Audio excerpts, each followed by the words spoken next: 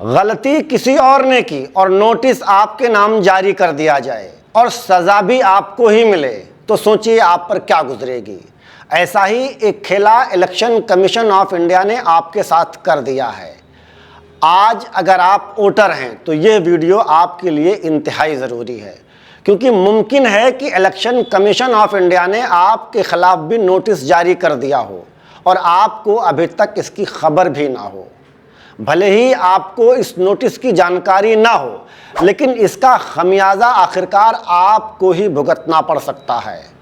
अब सवाल ये है कि आपको कैसे पता चलेगा कि आपके ख़िलाफ़ नोटिस जारी हुआ है या नहीं, और अगर हुआ है तो इसका हल क्या है।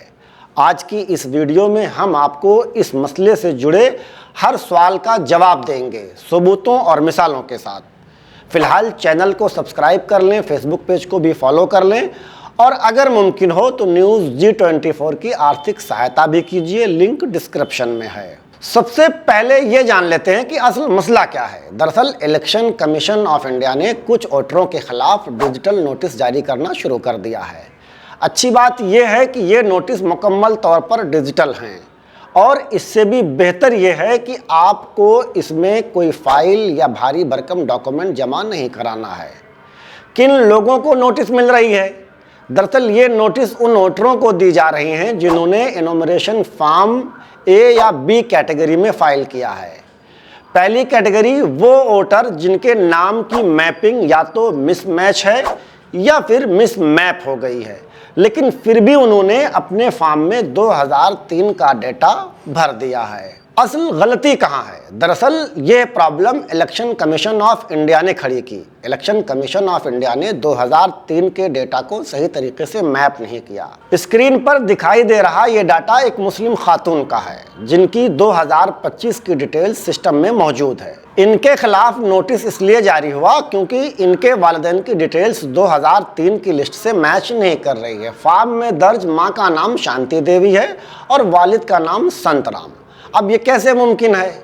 इसी वजह से इनके खिलाफ लॉजिकल डिस्क्रेपेंसी नोटिस यानी मंतकी तजाद नोटिस जारी कर दी गई। एक और बड़ी गलती, कुछ लोगों ने रिलेशन सेलेक्ट करने में गलतियां कर दी हैं। हालांकि ये गलती उन्होंने खुद नहीं की, बल्कि जल्दबाजी के चलते ये गलती उनके बीएलओज ने की है। मिसाल के तौर पर 2003 का डेटा माँ का भरा, लेकिन रिलेशन में फादर को सेलेक्ट कर लिया। नतीजा उनके खिलाफ भी नोटिस जारी कर दी गई। यहाँ कुछ नोटिस तो इंतहाई चौंका देने वाली हैं। फर्ज कीजिए किसी की उम्र 40 या 50 साल की है, लेकिन उसका नाम 2003 की वोटर लिस्ट में नहीं है, इसलिए मजबूरन उसने खुद को अपने वालिद या वालिदा के नाम से मैप कर दिया।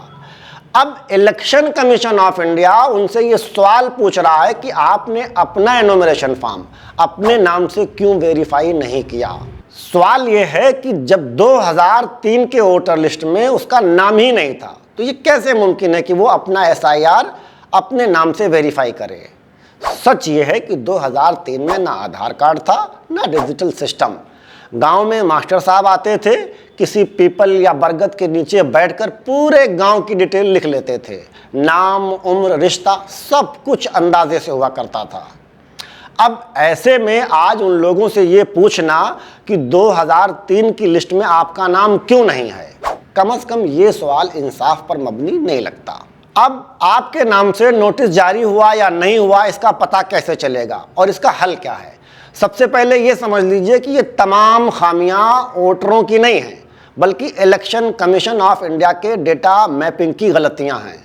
और इसका हल ये है कि आप अपने बीएलओ से फ़ौरन रब्ता करें। बीएलओ ऐप को खुलवाएं, री-वेरीफाई लॉजिकल डिस्क्रेपेंसीज ऑप्शंस को सिलेक्ट करें, अपना नाम चेक करें। अगर नोटिस जारी हुई है तो इस लिस्ट में आपका नाम ज़रूर होगा।